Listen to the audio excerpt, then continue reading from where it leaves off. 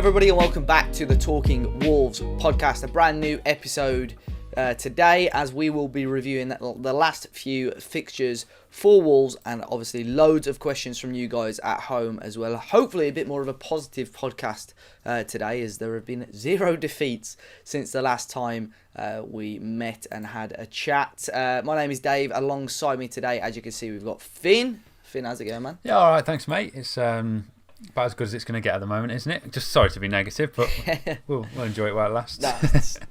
Exactly. And returning after he missed the podcast last time out, Matt Cooper. Matt, how's it going, mate? Oh, it's brilliant to be back, mate, and I'm glad it's going to be a fairly positive one. Yeah, for a change. I know people tend to, I think it was especially the end of last season when Wolves missed out on Europe and stuff, when we were a little bit downbeat and so on, and the transfer window, I think we did one at one point where there wasn't much coming through, and people seemed to comment like, why are you so negative? But today we should have a bit more of a positive one. On the topic of obviously lockdown and so on, I know Finn sort of alluded to it there. Just to let you know, I'm sure all of our DMs will be open. Talking Wolves DMs are open on Instagram, Facebook, Twitter, or whatever. So if you ever need someone to chat to, or you ever want to, talk about Wolves to anyone, obviously I'm sure all of us will be very, very happy to talk to you. Like Darcy's aren't though. Darcy's are not. Finding time stuff, but yeah, Darcy Morris, her DMs are not open. They're locked by Finn. Yeah, I think someone will be seeking refuge in Darcy's DMs. So. And we are delighted once again, though, to be sponsored for this podcast by the guys at Manscaped, the number one company for men's grooming. They sponsored us for the last one. Of course, we got a couple of kits sent out as well. We did. For us to use. Got the razor here. It's great for shaving your bollocks. Obviously, that's what it's for. It's for your knackers, and yeah, it just doesn't nick them. I mean, no one's really seen mine at the minute, but I think they look great. It's the best nick they've ever been. They've ever been in. Really, it's the first time I've ever done anything with them. So yeah, I'm really pleased with it. Hopefully, when I do find a lucky lady or fella, it's gonna come into great use. But yeah, if you use code Talking Wolves, you'll get. I don't know why you're laughing. You'll get 20% off and free shipping. They do all sorts of stuff as well, like ball deodorant if your knackers absolutely stink like Dave's does. I know that firsthand. So I have used the deodorant to test it, and it's all right. To be fair, it smells really nice. Does it make your balls smell any better? I thought it smelled fantastic. Mine don't smell anyway, but yeah. It does add an extra inch though once you've used the razor. Does it? Adds an extra inch. Yeah. Bloody hell. That's just the common thing. Only if you use the code. We're doing it 4 times a day. It'll only be 2 inches. And that's in the warm. I don't know how small it's going to be in the cold. Christ. Oh, but yeah, game at Sunday League game in the winter. Bloody hell, like a button mushroom. But yeah, it's yeah, but superb with the kit, and it keeps me knackers nice and bald. So yeah, if you're a fan of bald knackers, then Manscaped's the place to be. Yeah. Well, we'll leave a link in the description of the podcast if you would like, as Matt calls them, bald knackers.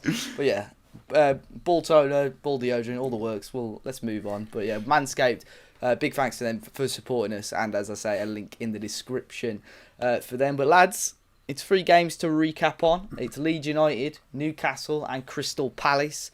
We'll kick off with that game against Leeds United.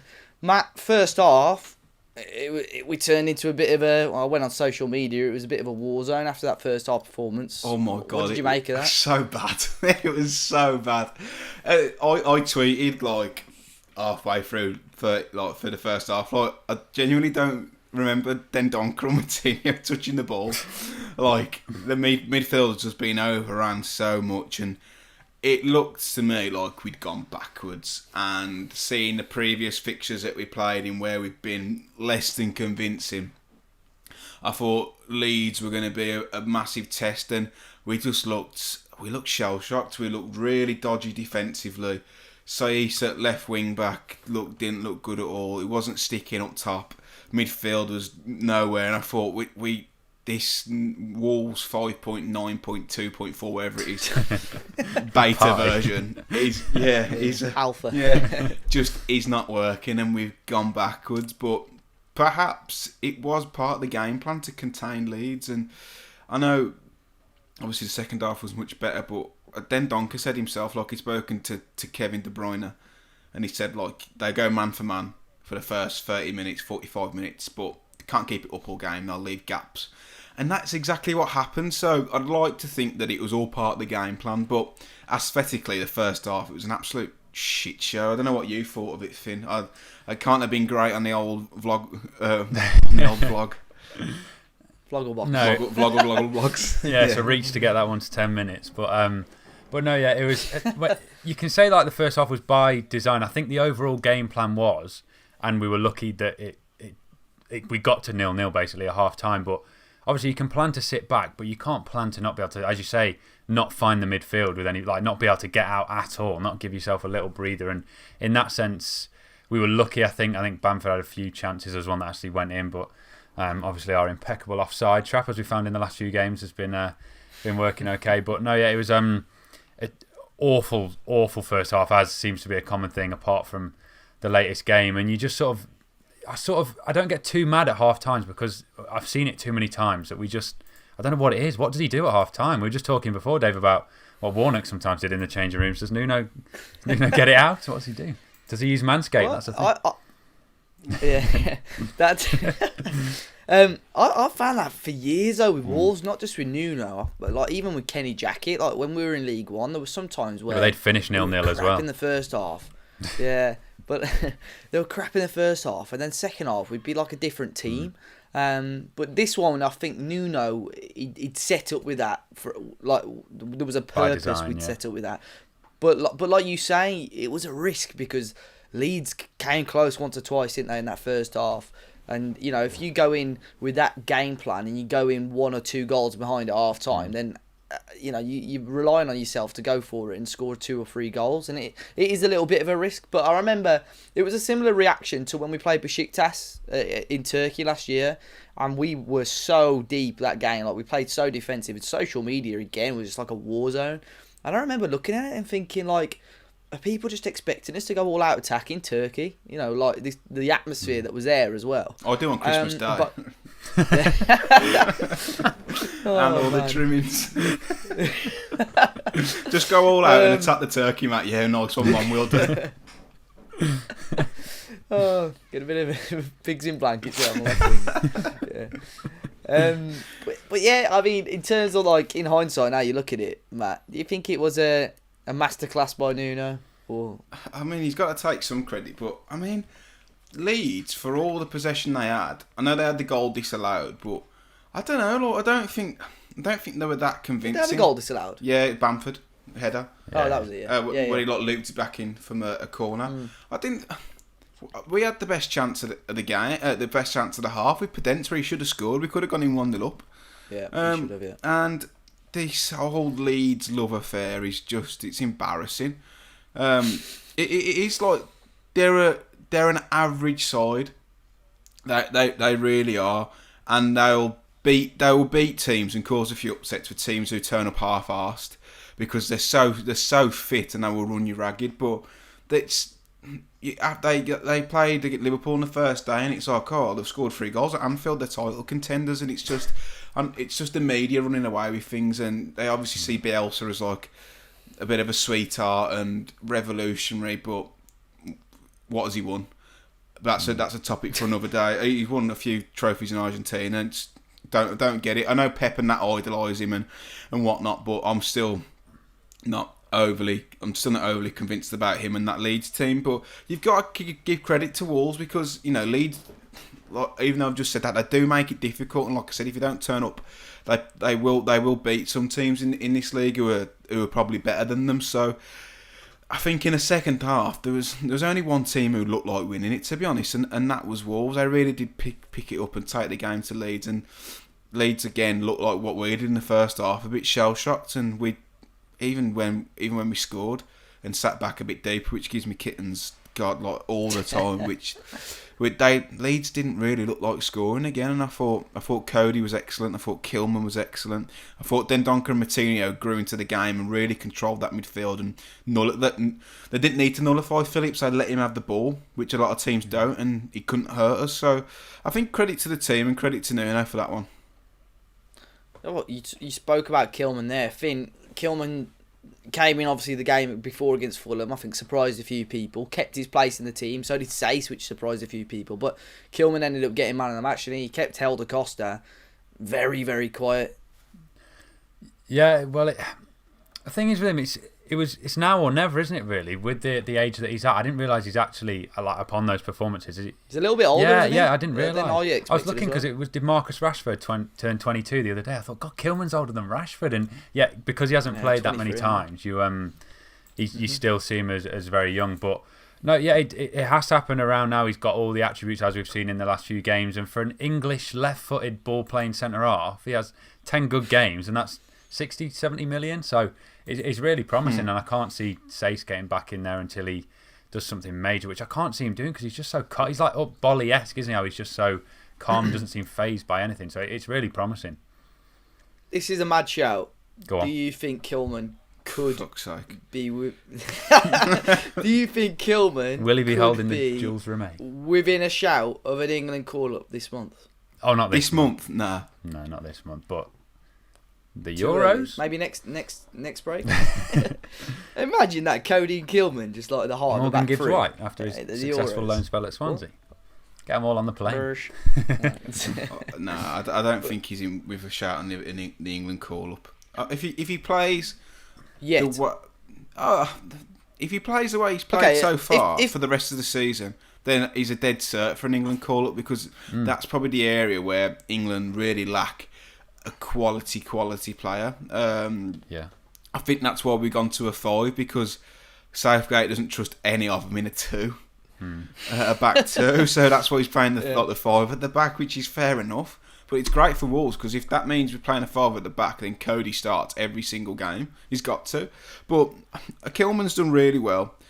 It's important not to get ahead of ourselves and think he's going to be the next coming, because I think all football fans do. Like, they have a youngster who comes through the ranks, has 2 or 3 good games, which they have been good games, and they be like, oh my God, he's the best thing since sliced bread. Just persevere with him. He's still young. He's not had a lot of first team experience. He's going to make mistakes. He's going to have inconsistencies, but the signs are promising. So hopefully he does continue to develop at the rate he has, because if he does, then he could be a valuable asset. And getting ahead of ourselves, just like Matt said, don't do. Do you remember like when Italy played that back 3, but it was Buffon, Chiellini, Bonucci, and someone so they all played for Juve, so they knew what they were doing. If you've got Cody and Kilman in there for England, so they know their jobs in a back 3, maybe that might help him. I don't know, but I would like to see it, because as you say, if we had like a 20-year-old English striker coming through now, you go, well, Calvert-Lewin, Kane, Ings that are already there, or a winger, but centre back is the area where we're lacking. So you never know. But if he keeps his head down like he seems to do, then you never know. I've never heard him open his mouth. He seems a bit of a peculiar character. Like he just doesn't. Yeah, like he just doesn't speak. Someone said he was like one of the jokers in the dressing room, but I've never seen him. Nah. Yeah, I've never seen him talk. I don't know what. Like when we score, he runs up and he's just like deadpan, just doesn't smile. It's ridiculous.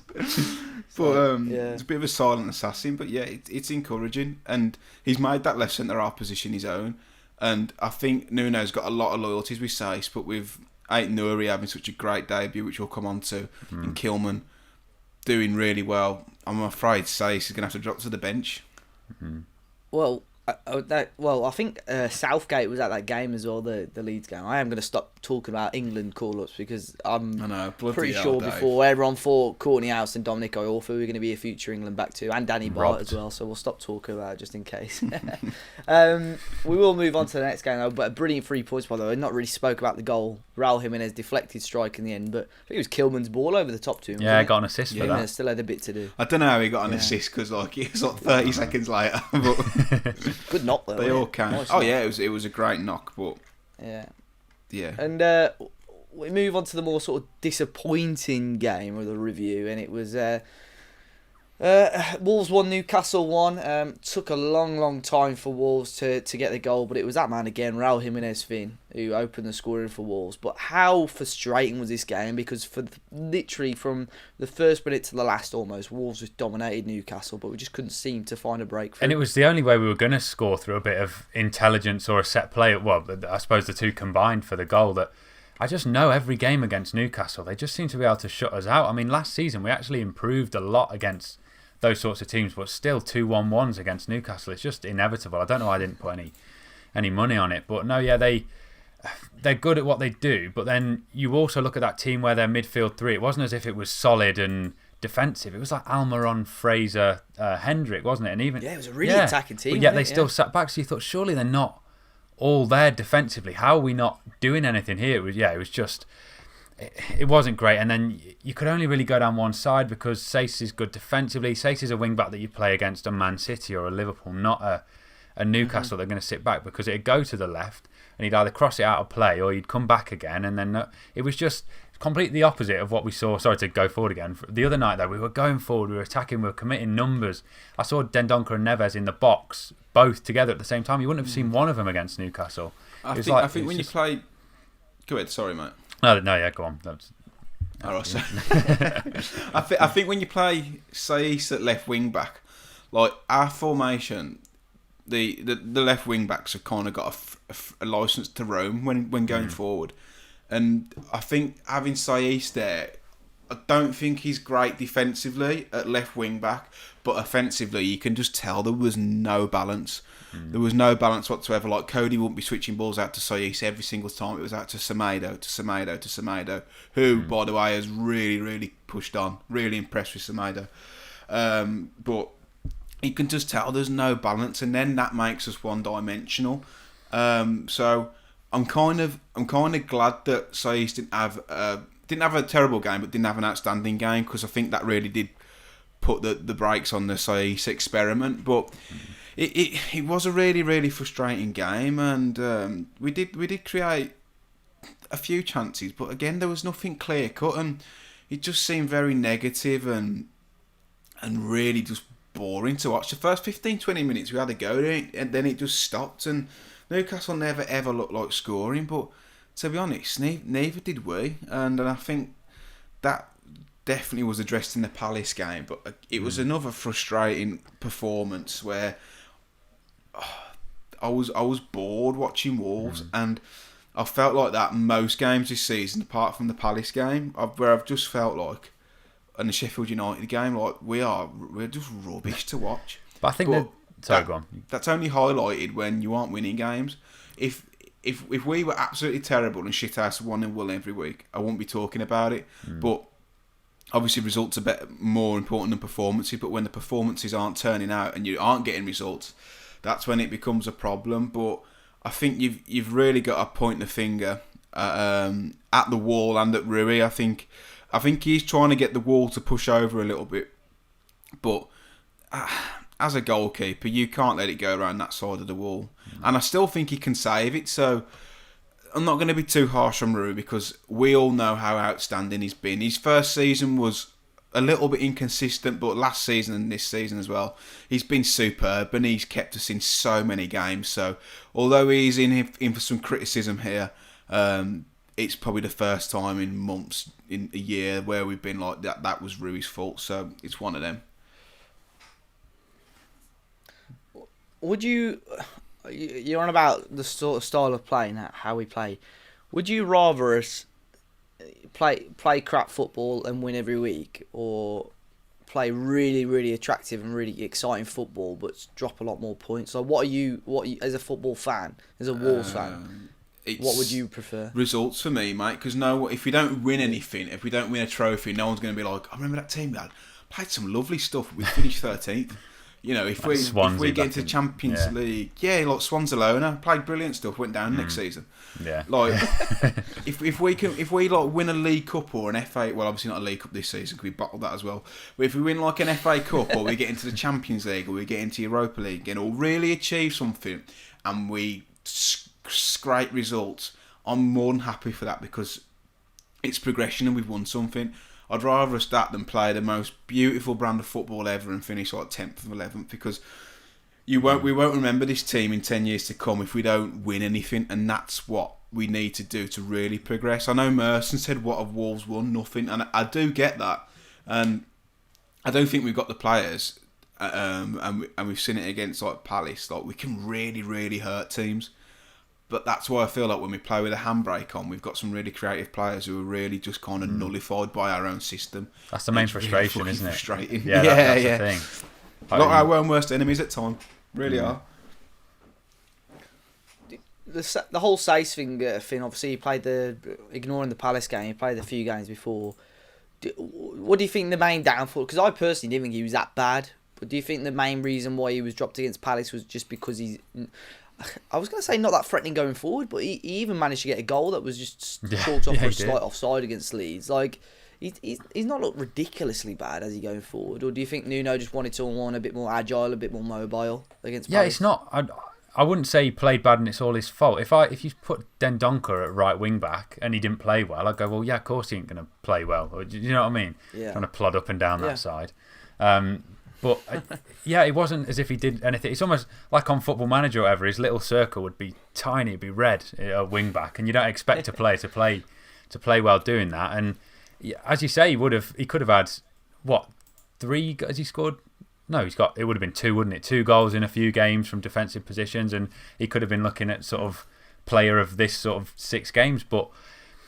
I don't know. He's really unlucky, to be honest, because he hasn't really played bad. As you say, the one thing that really frustrated me was the Man City game when he gave away that penalty when we were still sort of holding on. That was the only real frustration that I've had this season, and that was from centre-back. But we know he's got that in his locker every 10 games to just, I don't know, kick someone for no reason.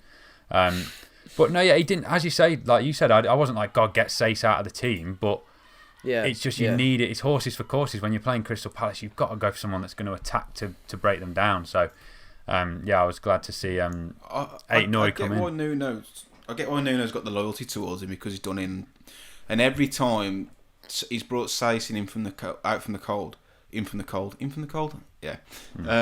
He's one of them. From the cold. He's put a shift in. He's had a good performance. I know he has his games where he's all reckless and at fault, but every time Nuno has brought him in, he's done a job, and he did do a job at left wing back. So I completely understand why Nuno has those loyalties to him. But as Finn just said, when you bring someone like Ait-Nouri into the team, it gives us so much more balance, and we do look like an offensive team when you've got 2 natural wing backs operating on either side, who are a left footer on the left, the right footer on the right.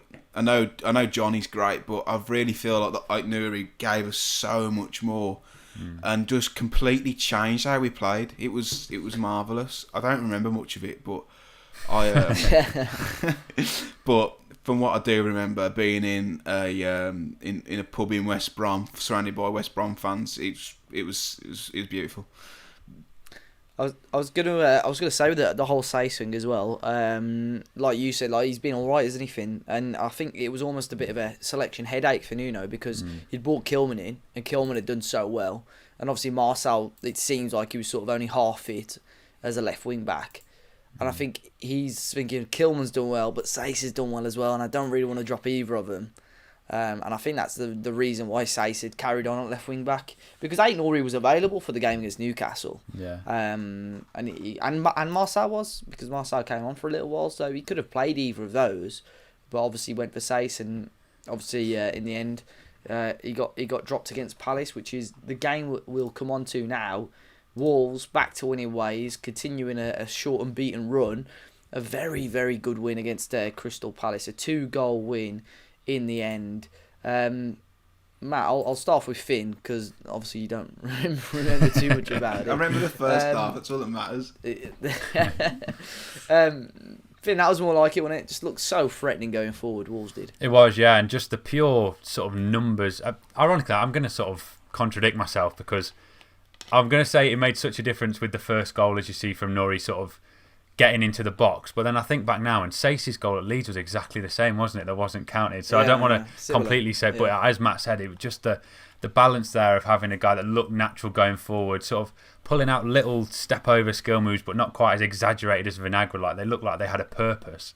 So it was, do you know what I mean? So there was numbers going forward. It looked like a completely different team. It looked like a second half performance, really, in that first half. And then, with Wolves, when it's 2-0, it's sort of shut up shop. And then we normally miss our one chance in the second half, just like Dendoncker did in that game. But no, yeah, it was just a completely different Wolves to what we've seen. I think Matt will have seen that as well. He'll have seen a blurred version of the new Wolves. And I think yeah, definitely. but you've sort of, I think that's a period done now, because we go into a period of harder games now. So we're going to have to play differently to how we did in that game. We'll be more of the sort of sitting back, sort of Leeds-esque. So maybe we've got to be a bit more patient, having just seen a glimpse of what we can do against teams that will let us go at them. But no, yeah, it's good to know that next time a game like that comes around, we are capable of doing that. Yeah, but what do Wolves need to sit back though? Like Matt, don't Wolves, especially, I know it's Leicester and Southampton, but maybe against Arsenal, Liverpool, which are the games after that, they're going to be more tricky. But the games against Leicester are similar sort of quality to us, I'd say. Shouldn't Wolves be going for that game? Shouldn't Wolves be attacking a lot more? We're better than Leicester. Yeah. I don't see the hoo-ha around Leicester. I think they're very much there to be got at.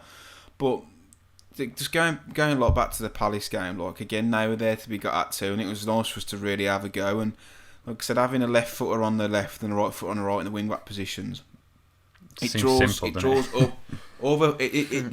other players out. Where if you've got Johnny playing on the left who's right footed, he's always trying to I know he does get down the byline, but cutting inside. But because those wide fullbacks drift out, that leaves gaps in field where you've got Neto and Pedence who are cutting inside, as we saw, and that kind of movement and pulling players about is what created us the goals. So I think it is really positive, and like I said with Kilman, let's not get ahead of ourselves. Like, they're still young players, and they're going to have inconsistencies, but Ait Nouri does look like the best left back in the world. Cafu and Roberto yeah, Carlos. I mean, that finish was, if Jimenez scores that, you're saying, bloody hell, that is an astute finish. Like, what a goal! But it's just his ability to carry the ball forward with such close control, and his bravery to really have a go and take play. Like, he just looks natural beating his man, and doesn't look half bad defensively either. So I think it was probably one of the most impressive Wolves debuts I've seen in a while. So hopefully we can have more of the same. But we need to get at teams like that. We need to get at Southampton, who I do think are a good side, and I really like Hasenhüttl. But just don't give you them need to get at free Leicester. Yeah, oh no, and we need to get at Southampton, and there's no reason why we can't pick 6 points up, and then that gives us the option then against Liverpool to maybe sit a little bit deep and soak up the pressure, and then hit them in the second half. But again, there's no reason why we can't beat Arsenal too, because they're so inconsistent. When we play like we did against Palace, I'm like, we can take the game to people. When we play against how we did against Newcastle and Leeds, I think perhaps we need to sit back. It's weird. Depends what Wolves turn up. Yeah, but I think the Palace game, obviously Finn, they had a pretty good early goal disallowed, and I think it was crucial. The Wolves literally got the ball down the other end, and that's when Ait Nouri's goal was, obviously just to kill, to carry on that momentum for us. But then obviously saw Pedence score as well. Just like you said, the way that Wolves were getting the ball, coming forward in numbers, and we were getting the ball in the box a lot. And it wasn't as if we were just lumping the ball in the box. Then Donker was making these really positive runs forward. Like you say, he had that chance in the second half, but he had a couple of chances where, he had headers at goal. Bolly should have scored as well. I don't know how he didn't score that earlier on in that half as well. Just a free header for him. But overall, just a really much more positive performance. And you know what? We scored 2 fairly early first half goals there, like the game against Sheffield United. And you don't have to get out of first gear again in the second half, because you've done the work. And we know, as much as anybody else knows, if Wolves have got a 2 or 3 goal lead, defensively we'll be absolutely sound. There'll be just literally zero pressure on us. Unless you're at Wembley, yeah, there you go. Yeah. Oh yeah, sorry. Yeah. Quickly talk about the red card. Obviously Milivojevic got sent off. I personally felt it was a red card. Any of you sort of oppose it? Any of you think it was harsh? Yeah, there was a red card, Matt, late on in the. Can you remember it? Yeah. No, I do remember that, because I was drinking 7 points deep. Someone and the rest, fucking hell. They were like, someone's been sent off, and I was like, oh, have they? Are we still winning? I thought I'd just get battered in the first half because it's shit, and then try and sober in the second half when we actually come out the blocks. But it was quite the opposite. But it's a red card. If Moutinho's foot's on the floor, he breaks his ankle. And we had a similar one with Bolly a couple of years ago, remember? Bolly, it was Bernardo Silva who won the ball, but sort of followed through and got the red card. So I compared it to that. But I think, like, I think the Ait Nouri tackle was probably a penalty. Oh, massively. On Zaha, was it? Yeah, I think that's a penalty. So perhaps we did get away with one, but I think the thing is, with ones like that, I don't think that it's like... I think VAR now has sort of started to settle down slightly. I think it does depend on who is the video assistant referee as well, but like stuff like that is like... It's not clear and obvious, I don't think, for the referee. Yeah. Mm. So I know it's a fairly big decision there, but I don't think Palace made a huge deal about it. We did get away with one there, but Zaha as well. Ait Nouri got under his skin a little bit, didn't he? In that second half. 19 years old, scoring on your debut and rattling him. Oh, Did you see just after he got booked as well? I don't know who it was. I think it might have been to Nuno. He was being like proper sarky as well, Zaha. Yeah, and then I saw Bolly giving him a few little pushes. Yeah, he was like, "Come on, just wind, poke the bear." See if we put no. But no, I think when you talk about Nouri defensively, I saw a stat today that he made one tackle, and it was that one. So it was that one. So he's a lucky boy, really. But like you were saying with VAR, I think, for example, that was more of a penalty than Salah's at the weekend. But I think when the referee gives something, it's harder to overturn. Like if they'd have given that penalty to Crystal Palace, the referee had given it, it wouldn't have been overturned. It was one of those sort of, as we say, it's a strange situation that we're in until everything's ironed out. It was a penalty, but yeah, I agree. couldn't give a fuck. Did you see that one yesterday, the Brighton game? Mate. Graham Scott literally went back to VAR to check, and he still didn't overrule. Well, I didn't see. I'd fallen asleep by that one actually. But with Doherty, you see what Doherty got away with? Grabbing Trossard round the neck, and it was just awful. The VAR in that game. I never ever want to hear Wolves fan criticise me for Doherty slander ever again, because he's been found out. Like, he was brought in to replace Aurier, and Aurier's played more games than him because he's utter shit in a back four. But why have they bought him for a back? Do you know what I mean? Like, Arsenal have gone to a back five. Surely it would have been better than them buying him or someone that plays a back five. Why have they bought him to play in a back so four? Off the pace. My mate's a Tottenham Hotspur season ticket holder, and when they signed him, he's like, "Oh, what's he like?" Like, he's looking at his output, like, "Oh, it's going to be a really good sign." And I was like, "If you play him in a back five, he's really effective. If you play him in a four, he's championship level at best." And he messaged me before the last game. He went, "God, you were so right about Doherty. He's been awful. He's like 15 million. He's a joke." I saw a Tottenham fan tweet, and they said it will because he's in a back four. But they said he's somehow out of position defensively and out of position when they're going forward as well, because the back four isn't allowing him to be in the right place. I do sort of feel sorry for him.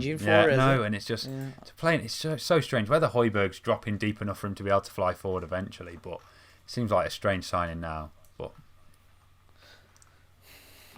up the dock. Well, anyway, as it stands during the recording of the podcast, Wolves are sat in 6th place in the Premier League, which isn't too bad at all, especially after a fairly, negative-ish start. We've got the second best defence in the league as well. Bearing in mind we conceded 4 goals in a single game as well, so I don't think that's too bad at all. So yeah, not a ridiculously bad start to the season, and as you guys sort of alluded to earlier, we've got some tricky fixtures coming up. I think we've got 3 more this month, and then going into December we've got a really tricky run as well. So it's quite crucial. I think the next 2 games, Leicester, Southampton, I think it's quite crucial that Wolves try and get 3 to 6 points in those games, just to give us a little bit of breathing space going towards the festive period. We've got loads of questions, so big thanks to everyone that sent the questions in, especially the Instagram crew. I had absolutely loads on Instagram, so big up to the Instagram crew, all of you lot, the Instagram crew. Instagram massive. We've got a few on sound like Corrupt FM. Yeah. We'll start off with the ones on Twitter now, because we've had a few on there. Quite a different one to start off with. Brad Fisher. He says, "What's your favourite thing about doing Talking Wolves?" Looking at Dave all day, every day. Brilliant. No, it's just interacting with like-minded Wolves fans. It's most of it's positive, but I just love it. Just love as a name suggests, Talking Wolves. So yeah, I'd probably say that. But it's when we do something and we get like good feedback on it, I'm like, "Oh, this is like amazing." Like, it makes up for all the bloody hours that we put into it. But what about you, Dave? What's your favourite thing about Talking Wolves? Is it me? Bitches? I think... No, not you. It's all the birds we get. I think. Yeah. Now, like you say, like when people are messaging questions, like, I love the content, by the way. And like I don't really like bringing this up, but I've had like a spell at work where like people are saying, "Oh, are you Dave as a watch you on party?" YouTube. Yeah. Fucking hell. You just dropped a name there, Dave. Want to pick it up, lad? I've had like wearing a mask at work and people there like looking at you like, is that Jack Grealish? who I think I had a customer call say, does your brother do YouTube? I was like, no. I said, I do YouTube. He's like, oh yeah, we watched your podcast on our TV last night. I was like, this is really awkward. So yeah, but like stuff like that. I think the feedback and just knowing that we're not just sat here doing it for the sake of it. Like there are people that enjoy it and get insight out of it. What about you, Finn? I always find it weird if like. It's not happened many times, but someone comes up and asks for a picture. I'm like, what are you doing? Like, oh my God, like, what's going on? It's mental. I remember when we were at the Besiktas game at home, Finn and that lad, like, was like waiting by you for like 10 minutes. I was like, is he with Finn? And then, like, asked him for a picture. It was just, oh, yeah, I remember it's just that, mental. But do you enjoy stuff like that, Finn? Because you get it a lot more than Dave and I. My mum gets scared whenever anyone, because she doesn't like people knowing that we exist. Do you know what I mean? Like, I think adults are scared. Lad, of you're all over YouTube. You're everywhere. Yeah. She's like, we can't show our living room, especially now. But no, yeah, I love it. It's like it's weird to think that like numbers on a screen, as you say. So say like the review gets 3,000-4,000 views. You put that amount of people in front of you, and that would be so scary. Like. Throughout school and stuff, I was the most nervous kid. But then we can go live or whatever, and if there's a couple of hundred people, it's a strange thing, isn't it? It's brought out. I know it's getting a bit deep, and we're talking about Wolves, but like a confidence in me that I didn't thought I had. So it's been amazing all around, really. Yeah, it's been. Fucking hell, we don't want your life story. Jeez. I was going to say. No, that's class. Tim, isn't it mad though? Like your like viewing numbers and subscriber numbers, like you could fill Molyneux and more, like with the people that subscribe to your channel. Not even more if it's socially distanced. Fill it a few times. But, a lot of your audience are younger though, aren't they, Finn? I mean, you know, a lot of them are. They're Mexican. Yeah, and you've like cornered Mexico, which is unbelievable. But yeah, I think just the feedback really that we get from Wolves fans is what makes it worthwhile. That's a lovely question. We've never been asked that. Yeah. Well, he's asked another one, Brad, as well, and he said, "How far do you think Wolves can go playing free at the back?" Oh God, I don't think it's much of an issue playing free at the back, but we've just got attack games as well. I mean, Chelsea won the Premier League with a back three. As long as we bomb on like we did with the fullbacks against Palace, then we can persist with it. But if not, then we don't need to play like five at the back defensive against like the likes of West Bromwich Albion. That's going to be clipped up, isn't it? But I think that's the key when they get their 2 wins a season.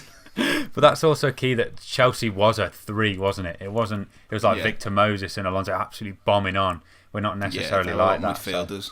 So. Yeah, but I think we haven't really spoke, by the way, much about Nelson Semedo, who's had a couple of shaky moments in his first game or so, but has been brilliant the last few games. But I think if you've got someone like Ait Nouri, who is like an attacking wing-back, you've got someone like Semedo, who is an attacking wing-back, you know, you have got that element, sort of. They did operate like midfielders, which is what we need in that system. Yeah, exactly. Whereas because Victor Moses, they had like Hazard still ahead of him and so on as well. So they almost had like when they were going forward, they had like 5 or 6 players all rushing forward. And that's sort of similar to how we played as well. Semedo's got Hazard in front of him now, isn't he? in little Danny Potence. Yeah, exactly.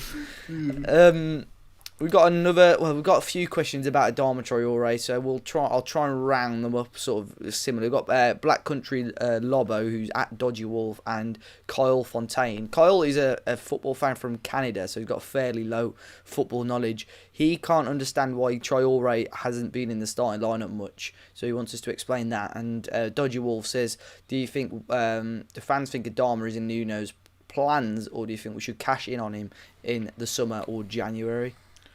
What do you think, Matt? I think he's definitely in his plans. I think the new contract that he's signed, which he's already pretty much done, isn't it? I think is rumoured to you. Yeah, I think that says a lot. And Neto and Podence have tactically not playing bad, are they? They're not, but tactically they're so much more aware than Traore. Yeah. Yep, I agree with that. Especially when we press from the front. Traore never presses well. They always break the press around Traore because he hasn't got a footballing brain. He has improved with that, but I don't think Nuno really trusts him from the start at the minute. But no one wants to be an impact sub. But listen, the season we've only played 10 games. There's going to be plenty of opportunity for him, and I think if Neto or Podence have a stinker of the game, Traore would be straight in. He would be straight in, but it is a weird one. But he's definitely in his plans, and I don't think we could cash him because what we value him at and how important he can be to us, no one would be willing to pay it, especially with him not even starting many games this season. I don't think anyone would pay it. So he really is a massive asset to Wolves though, in what he brings and how he gets us up the pitch. But we just need to see a little bit more from him when he does come on, which is, again, it's not really his fault. But yeah, if you see a little bit more, it's like a bit more of a claim to start, then he's probably our most effective player on his day. Yeah, what do you think about that, Finn? Do you agree, Matt, that Neto and Podence just seem to know what they're doing a little bit more? They seem to have an idea of what direction Wolves actually want to go. Yeah, and I think it helps if you look at the last few games. They're much more Neto and Podence wingers. That, for example, like Podence can operate much better in a tight space or whatever than Traore does because he'll want to. I think Traore will be better in games against Liverpool and Arsenal that are coming up. That will maybe afford him the space to be able to get in behind. So when he's coming on against teams when we're 1-up, I think that's when it's best to come on when we play the likes of Newcastle and Crystal Palace because then there's actually some space for him to exploit. But as you say, from the start, force him back as well. Yeah. So yeah, I'm not exactly concerned. He hasn't done much from the bench so far. I think did he start at Sheffield United? I remember him having a good game, but I think he came on, didn't he? He had a few good chances. Started wing back, didn't he? Oh, of course he did. Yeah, and then Oscar Burke, yeah. But no, yeah, I'm not concerned at all. I think it took him a while to get going, and as much as we hyped him up last season, there was only 3 goals in there in the league, and so to say he hasn't scored yet from any of these appearances, and I know there was a lot of assists, but yeah, I'm not concerned. And as you say, with a contract, that's the biggest way of sort of showing that he's in the plans, and I'm sure we'll see some left backs deaths soon. Robertson, I'm sure, will be looking forward to it again. He hasn't even been that bad though. Like he's pretty much roasted his man every single time, and he just hasn't. It's hard to judge as well off the short cameos that he's having. I think if you give him like 45 minutes for bringing him at half time, so he would change the game on his head. But yeah, I think if you start him, it's too much of a risk for Nuno at the minute. So and I think with it's a weird one. With the flexibility as well, I think Neto and Podence give you that sort of, you can go with the 2 up top and Neto drops a bit deeper, whereas you need Adama out wide, out and out, don't you? So yeah, there is a lot of fluidity, isn't it? Yeah, it's so fluid with those 3. Yeah, Neto and Podence were swapping wings, or sitting on the same wing during the game against Palace. They were brilliant. But yeah, I don't think it's harsh, but I don't think Adama's quite got the footballing brain to do that. And so yeah, sorry, I've got Finna's channel up on my other monitor, and the related searches, the top search is Finna's sister. Apparently that's what people search a lot on YouTube. So. I know, can't believe it. That is true, by the way. I'm not even joking. I know, yeah. Last question off Twitter, anyway. It's from Howler, who's got loads of numbers in his Twitter. Right? With all the new deals the club have done with outside stores, do you worry that the club will burn out the fans' goodwill? So basically, I think he's meaning obviously all the deals with Manscaped, which you can find a link to in the description. They've got one with, is it Trezzo? I think the headphone. The headphone. Yeah, and then they've got Clear. Is it that? And then they've got I can't remember what it's called. Aeroset. That's it. But then all their own clothing stuff as well.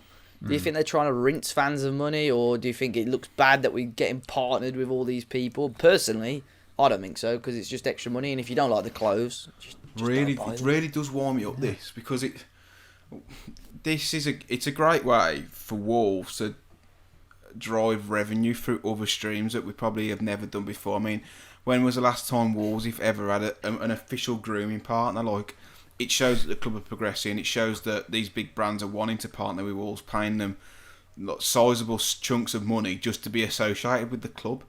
and it's money that comes in, and it's good brand awareness, and it's part of being a commercial powerhouse. Because they've partnered with Manscaped doesn't mean that you have to buy a razor, unfortunately. They are good. It's not that, like, you don't have to buy it, but I don't see why there is a problem. It's not selling out, it's part of growing. The same fella who moans about us partnering with these brands is the same fella who moans that we're not spending enough in the window. So yeah. It really, really winds me up. Yeah, I agree. Instagram now. Big up the Instagram crew. That's the last time I'll say it. I'm sorry. Instagram. Tom Russell on Instagram. He asks, who do we think the most underrated player is at Wolves? Dead Donker, I'm going to go with. Yeah, I think that's a good shout. I wouldn't have said that last season, though. I've always been a bit of a sceptic, but this season he's been brilliant. We're beating away with him in the middle. He's been brilliant. Starting. Definitely. Yeah. He's going to add a few goals, I think, this season as well. Yeah, definitely unnoticed as well, isn't he? Like, you don't see, when you look at the stats, you go, "Wow, look what!" But you don't. It's not immediately obvious. But yeah, underrated. I think Podence could easily, like, people are starting to wake up now to how good he is, aren't they? Yeah. Harry Hodge has asked the situation on left wing back. Do we think Aït-Nouri could displace Johnny when he returns to full fitness if he plays like he played against Crystal Palace on Friday? I think there's a few questions on this. I think different strokes, different folks, isn't it? I don't think it's going to be one size fits all for every game. I think Johnny might play some games. I think Aït-Nouri, especially with him being so young too. Johnny's got to be your first choice, really. He's consistent. Saying that though, Johnny's played at centre half for Celta Vigo. I don't think he could do that in the Prem because it's a different game, and I think he's too small. But he is versatile. He can play either side, and we need options in those full-back areas. But if it's a game where you need to contain, then Johnny is the one. And if you've got a game against like Palace, then Aït-Nouri for sure. But whether either or is going to be happy with that, I don't know. But it's a very good headache to have. Yeah. What do you think, Finn? Yeah, I'll complete the cliches because I was going to say horses for courses, so I think we've covered them all there between us, Matt. But no, yeah, it's like different it is strokes, like that. different folks. Yeah.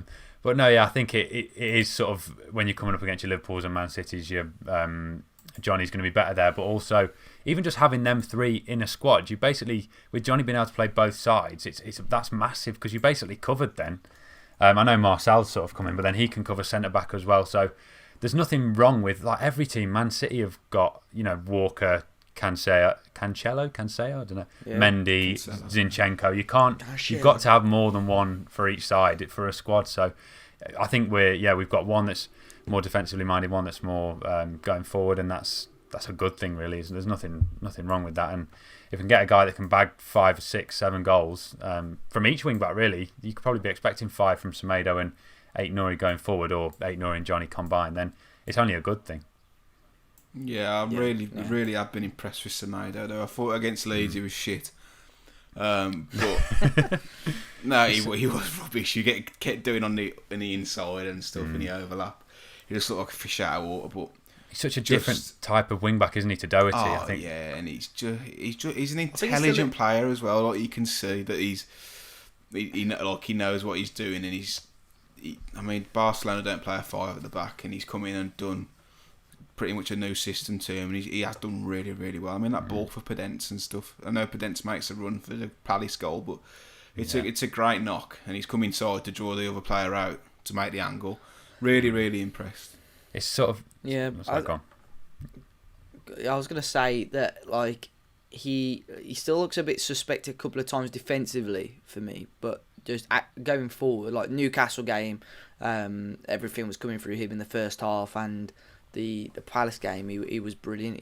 You could tell that he played at a really good level. And bearing in mind he played with Messi in front of him as well, so still does. He had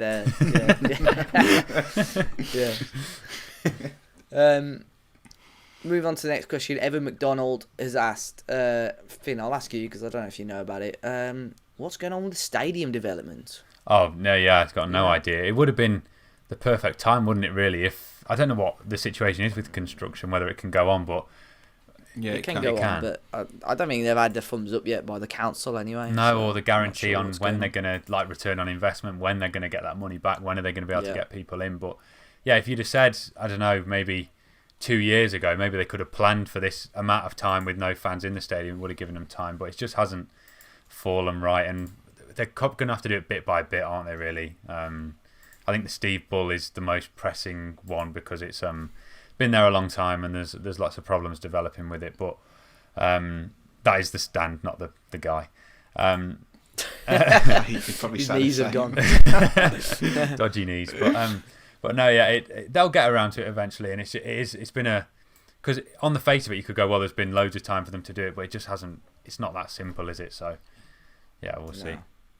I took some pictures and got some videos of Molineux because I'm sad.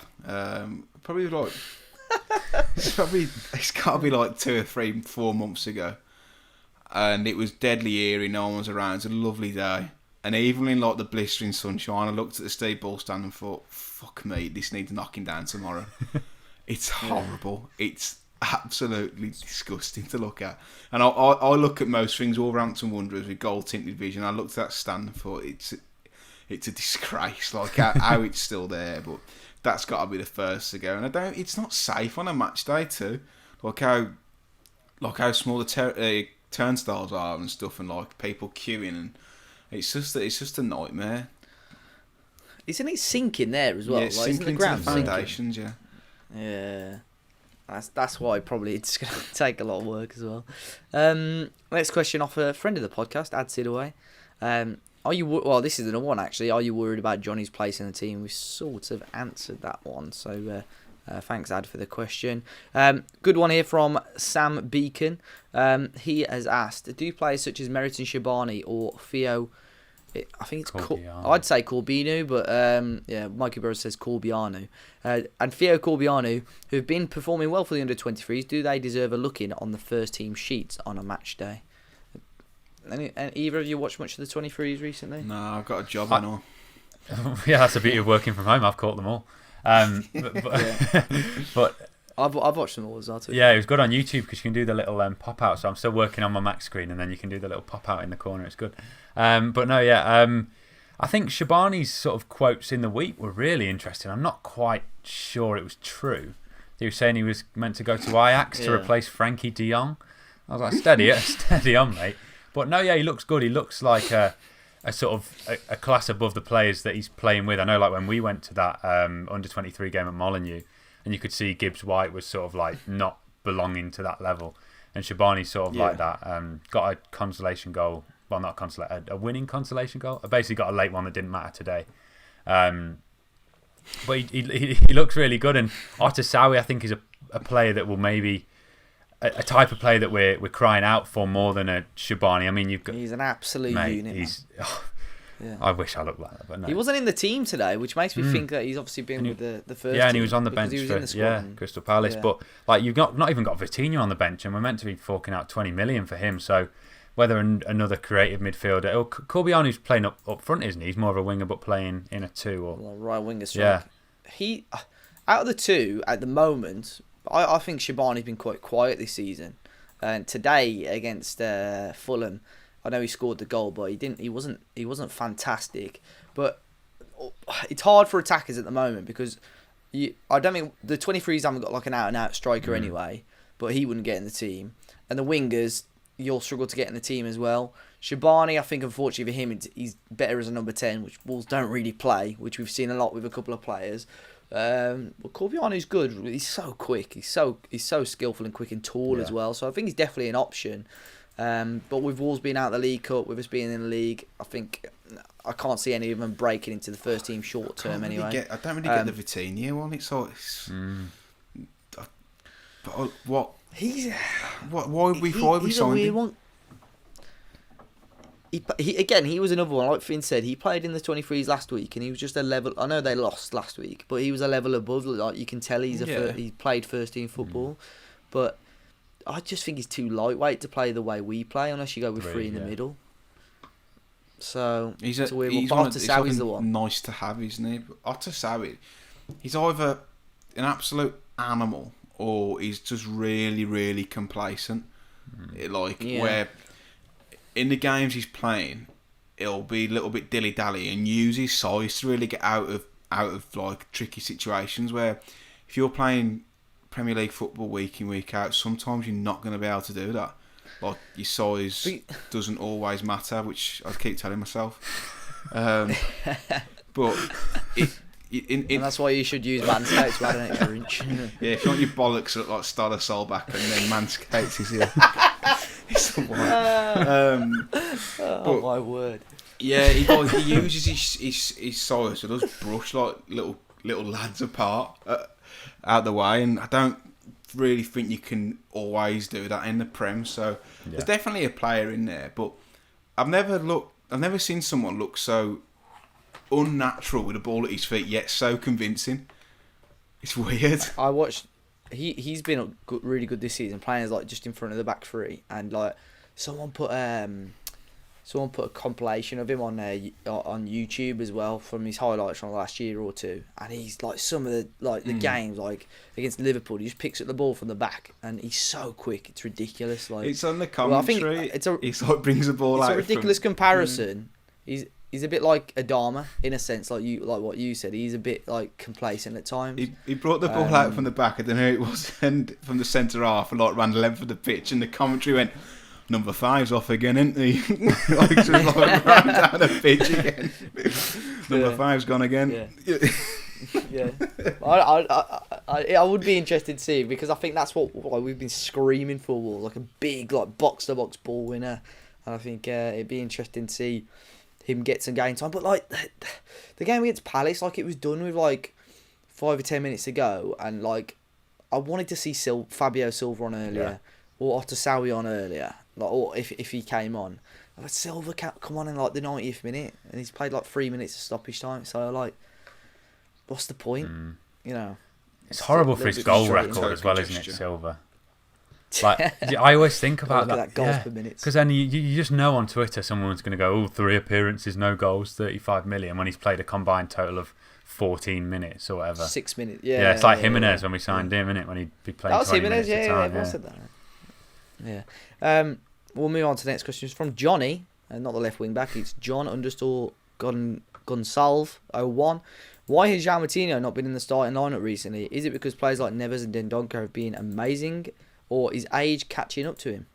He's definitely slowing down, isn't he? In terms of like, he's a good option. He's a good option to have, but I wouldn't be starting him in many games. It's a real shame. I feel like it's when you start to grow up a little bit and you see that you start to notice that your grandparents are getting on, and you're thinking, these haven't got long left, and this is horrible. And that's how I feel sometimes watching Moutinho, because he has like captured my heart in so many ways since he started playing for Wolves. And like he doesn't even know what I look like anymore. He scored an own goal. He forgot which net he was. No, he's obviously not that bad, but like when you start to see like age catching up with him, and like just a little like yard off the pace, which my nan admittedly is a couple yards, not a yard. So, I mean, he's still great to have around. He still adds a lot to the team just because of who he is. But he can't be like the first choice central midfielder, I don't think. He's not got it in him. Not with the two in the middle. No. Martin Davison, he's like, we've sort of just touched on it. Do you think the criticisms of Fabio Silva are fair, especially concerning price and less impressive game against Stoke? What can you I thought he was all right. I don't think he can against Stoke. I think he was okay at Stoke. People just judge him off on that mischance, don't they? Yeah. It was a sitter, to be fair. I'll give him that. But the 35 million is for a few years. It'll be worth that in a few years. It's an investment, isn't it? So, so yeah, if you're buying him on Football Manager or whatever, it'd be way more than that. So, no, I've got no concerns, and it's the perfect. As we said when we immediately signed him on a podcast, I think it was a few days later. It's the perfect thing. Instead of having like a Nelson Oliveira there to sit on the bench, we've got a player that we can now develop and bring through as the next him, like grow your own Jimenez, like we said with Vitinha, as a grow your own Moutinho. So I think we've done it perfectly. I've got no worries about it, unless he misses a few more. I think as well, like, if you're an 18-year-old lad in England and you go to another country to work, where the first language, although you're surrounded by people who speak your language, isn't the language that you know, and you've come abroad with this massive reputation and price tag. It's a lot of pressure on him. It's massive pressure, and he knows that, and I'm sure he will come good. But give the lad a chance. He's a kid. Like, it's not his fault we've paid 35 million for him. Like, how many players have we seen it though with at Wolves? Like, it's taken them at least 6 to 12 months before we see the proper player. Adama, then Donker, you know, so many players. Like, if it sort of this time next year or the end of next season, if he's still not done much, then I think people have the right to, you know, have a groan or whatever. But yeah, when you got like a kid of that age coming in, massive price tag. You know, not like you say, not speaking the sort of native language and so on. Like, it's just what 6-7 games into the season. Jeez, like with barely any minutes. So yeah, it's a shame we went out the League Cup, exactly. isn't it? It would have been nice just to get a few 90 minutes under his belt there, but wasn't to be. You can't criticise him yet, man. It's ridiculous. Like, some fans really do frustrate me. Like you said, give him us 2 seasons, and if he's still not showing any glimpse of light, then yeah, criticise. But panic, like, God, like, yeah. we're not even in. We've only just got to November. We started in bloody September.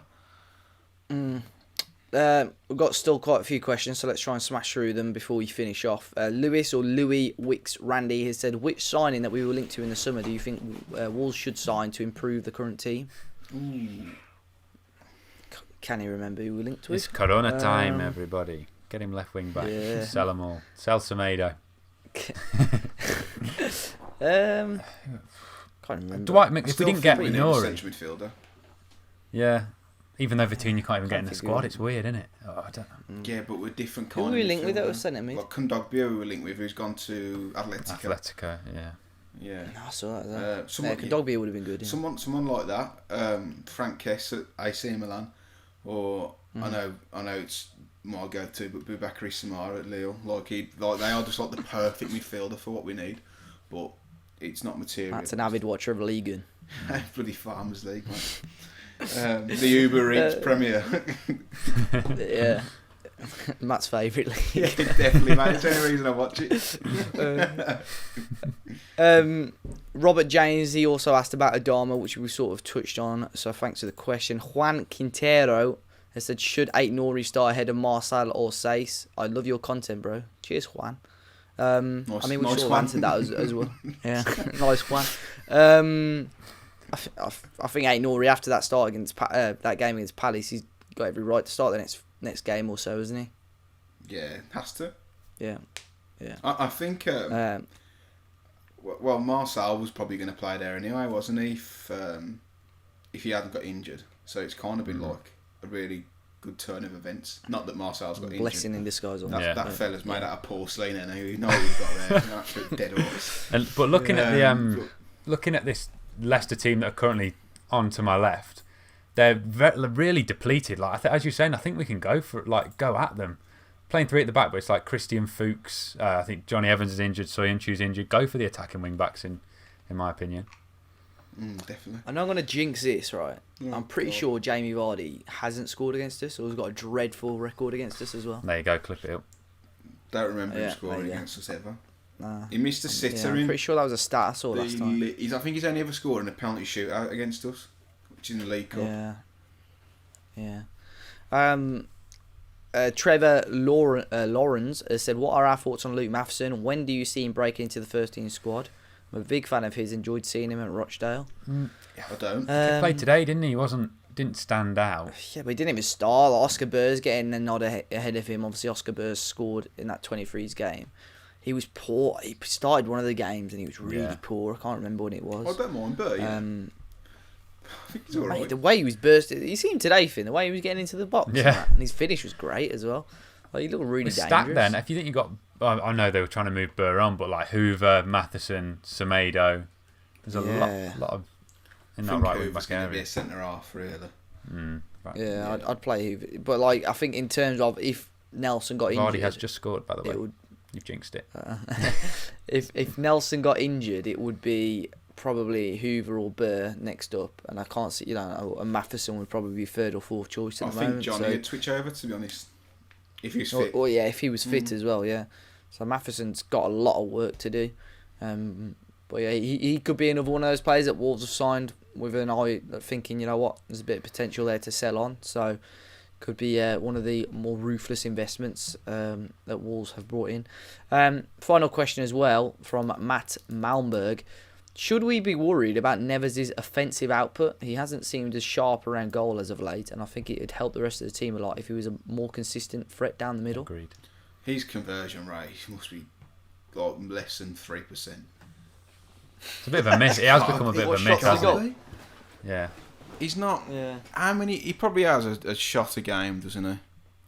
Yeah. Maybe shot every 2 games. I'd love to know the stats if anyone can pull it up, but it's. He's been getting more promising positions. I've seen him in the box a couple of times this season already. Yeah. Is it something? It's like 34 games, isn't it? One-on-one, didn't he? Leeds, he missed quite a good chance. One-on-one, didn't he have? Like, you put your house on him to score normally, like if you had a one-on-one there. But yeah, I think we haven't really had many close range free kicks. And he never takes them. He doesn't seem like, from the ones that I remember, it's like Matinho will take it or Neto will pass it off to someone. It's weird that they don't always give it to him. I think it's a case for even like Dendoncker and Neves playing further up the pitch and are going to be a more offensive threat. I think that's just like common sense. But I mean, Dendonker's got an absolute thronker of a bloody right foot, and he like. Oh, he's he effort can't against half Palace. hit a ball. He cannot half hit a ball. That would have been goal of the season if that one went in against Palace. Do you remember there was what? So, yeah, like you said. Was it Jota's Besiktas hat-trick rattled goal? the Yeah, bar. and Jota poached it. Yeah. Mate, old school FIFA as well when he had his Anderlecht cards. I remember watching it because he had a ridiculous shooting on his team of the season. I remember watching a few he did for Anderlecht as well. He can hit them. So yeah, we'll see. We've jinxed everything now, I reckon. So they're both going to score a thunder bastard. Him and Tillemans at Anderlecht. Oh God, they were so good. Mm-hmm. They were so good together. I remember they played at Old Trafford, I think, and they like just took the piss out of Pogba. Then played together, which I think Dendonker's done on most occasions against Pogba when he's played against him. Yeah. He's I have criticised him over the past couple of years, and I said if someone come in with 30 million, get rid of him. But this season he's been so good. Yeah, he looks a bit leaner as well. Looks like he's lost a bit of weight. Yeah, I think the trim helps him as well. A bit. Yeah, trimmiester. Right then, these are all the questions for today. Big thanks to everyone that sent them in on Twitter and Instagram. As always, been fantastic to have you both, Finn. Where can people find you if they wish to do so? On everything, the same awful branding, FINERRZ. Finn is how you wouldn't spell it. Thank you. And Matt, what about you? M. Cooper writes as in written. I'm very well aware, by the way, that it does look like I'm wearing lipstick. My lips are red. Always get comments like, "Oh, Matt's wearing his lipstick again." I genuinely don't wear lipstick. I've just got the biggest, reddest lips. Girls Ladies. would literally die for these lips. I don't wear lipstick, but yeah, keep the comments coming. It does make me laugh. Interaction. And you can find me at Dave Azapardi, and obviously Talking Wolves on Facebook, Instagram, Twitter and YouTube. And of course we've just released, they've been out for a while, but we've just released publicly the Talking Wolves Christmas card, which you can find on talkingwolves.co.uk, alongside hopefully some more stuff coming out in the next few weeks or so as well, so keep your eyes on that. But guys, appreciate you stopping by and listening to the podcast. If you've listened on YouTube, be sure to hit the like button and subscribe. If you've listened on Apple Podcasts, be sure to leave us a review as well. And big thanks to everyone listening, and I'm sure we'll catch you all very, very soon.